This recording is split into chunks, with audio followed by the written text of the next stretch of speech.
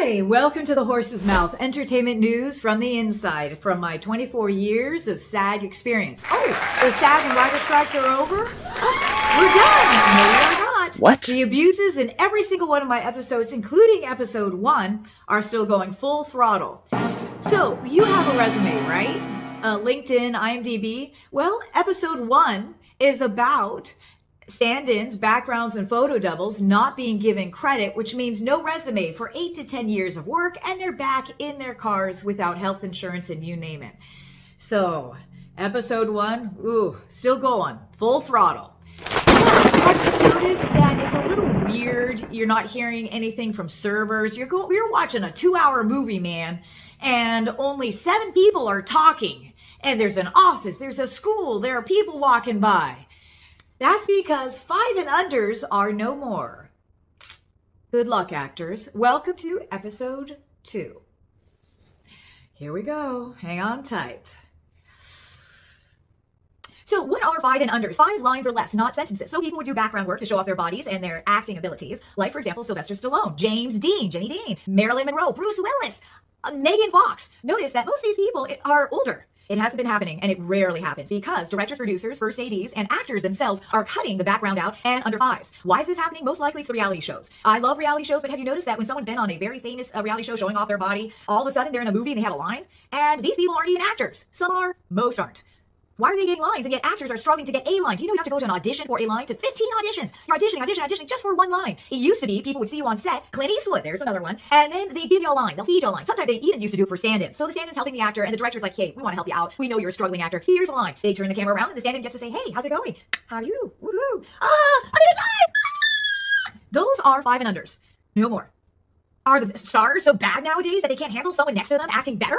They can't have someone prettier or who looks like them? All these people are moping about the golden age. Oh, what happened to the golden age? It's the directors, producers themselves. It is the studios themselves and the actors. They are cutting out all the people because in the golden age, you used to have all these beautiful people around the main actor. Golden age, 1920s, 30s, 40s. You'd have the lead actor and then you'd have all these stunningly gorgeous men and women around the lead. Now, if you're pretty or you look anything like a lead, brunette, nose, eyes, you are out. And if you're not out, the actor themselves, even though they have hundreds of thousands of dollars, push for you to be out. Let me give you an example. I was on a set with Viola Davis. I was paid as background to cry. Yep, I could cry 30 or 35 times in that day with a lot of water, a lot of method acting. Ugh. And the director assured us. He said, hey, look, you all are going to be seen. The 6 of you who were picked, we thank you so much to give Viola Davis this background. So then she cries too. And we go and watch the episode weeks later and we're all cut out. Zippo, none of us. I mean, don't you think Viola Davis is strong enough to act with other actors who can cry too? I think so. I'm not sure what exactly happened except they hate people competing. Second example, I was on The Last Tycoon next to Jennifer Beals as a seamstress. And I didn't think they were seeing me because I had 17 years by this point as a SAG actor of not being looked at, being kicked off set by actors, by producers, by directors, being cut out of scenes. So I thought, I'm just going to work on my acting craft since I had 17 years of independent films and you name it of acting and theater, just like Jimmy Dean. And so I just acted and they were rolling with laughter. They loved it so much. And this particular set, the directors, women and men, and the DP, who was Daniel Moder, by the way, Julia Roberts' husband, DP'd of The Last Tycoon. Watch it. Even though it's only one episode, hopefully they'll continue it again. Kelsey Grammer starred, a magnificent man. He's a very kind man to act next to, even as a background performer, very gracious man. The DP, Daniel Moder, married to Julia Roberts, did a gorgeous job of filming. In this day and age, when everyone has a camera, to do a beautiful job, that's saying a hell of a lot. And he should do more films with Julia Roberts, honestly. I don't know why he's not doing a DPing for Julia Roberts, his wife, because frankly, he's genius and she is too. The two should work together more. In any case, I did this for 3 months and they were featuring me and saying, hey, we're featuring her, get the camera on her, get the camera on her. Someone, some couple, some group, who knows who, ripped me out of it. So when it came up in December, there I was, nowhere. Except in 1 line or 2 lines where Jennifer Beals was saying something and I just happened to be right in front of her. Someone didn't want the competition. Okay, so we look similar. Or someone's. I don't know who. All I know is that I was ripped out of it, and finally after 17 years I have a break. Is this Elaine emoting? Yes, because you will too, actors. And all of you out there, you should be shaking your heads and going, oh, that's why I'm watching TV shows and they're empty. That's why the golden age isn't anymore. That's why that film is so empty and no one's responding and why he's at a table and the server's not saying anything. The reality shows are wonderful, but people are so afraid of them, and actors and producers and directors of all colors are cutting us out. So you can't have working actors at all. Very few make a living as a day player. 1%? It used to be more. So please, directors and producers, you well-known studios, let your actors be seen. Stop this. And if you're a famous actor or actress, stand up not only for your stand-in to get screen credit. Come on now. They stand in for you and your background and your photo doubles. But if you're a well-known actor or actress, stop the people from cutting us out. Let them show the person next to you. Give us a break. Because if we have a break, you still have money. There's plenty of money to go around. And the golden age can come back. So there you have it. That is 5 and unders, 1 to 5s. Please, people, do something. And now you people who aren't in the entertainment business, now you know what's going on. All right, time for our non sequitur. Hi, Danny. How's it going out there? Are you okay?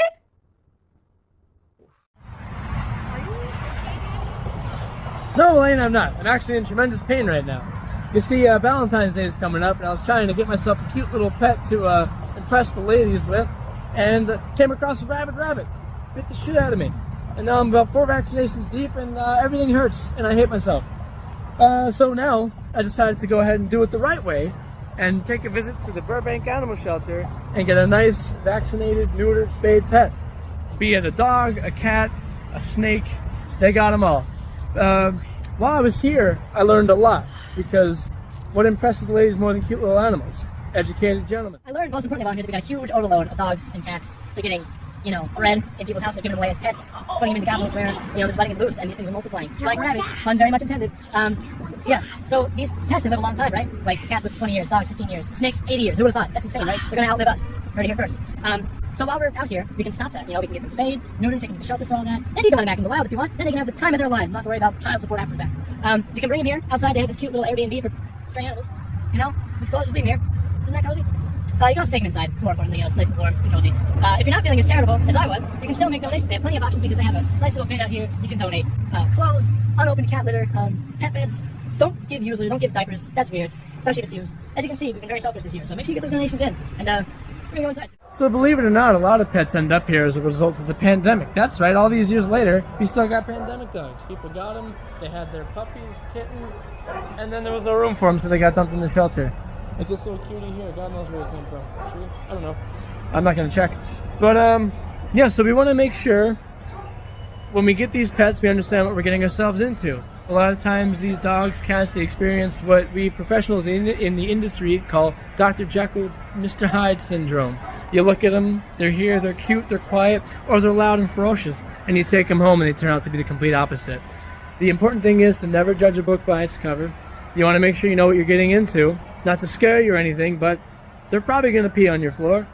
They're going to cry through the night, because this is a traumatic situation for them. I mean, look, this is like their house right now. He may look cute on the outside, but deep down, he's really going through it. So just understand that it's a commitment. Don't get a dog just to dump it off, or let it have kids and then dump them off. It's important. And it's probably high time I got that 5th shot, because I can feel my arm about to fall off. And hey, look at that, they got turtles too. You know what? I think I might adopt myself a turtle. How many people do you know say they got a turtle? That'll bring the cuties in. Alright, I'm gonna go adopt the turtle. Bye. Thank you! Thank you, Daddy! A turtle?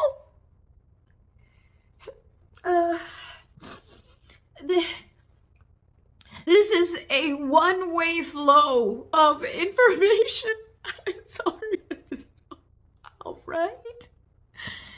Just for you and your loved ones. Please spread the word, man. Get that dog, get that snake, get that turtle, man. Feel free to talk, twerk, troll. Whatever you want. I'm fine with it. And I won't be responding to questions except a rare one like, hey, you have an adopted pet, let's do it. Oh gosh, wow, heavy stuff.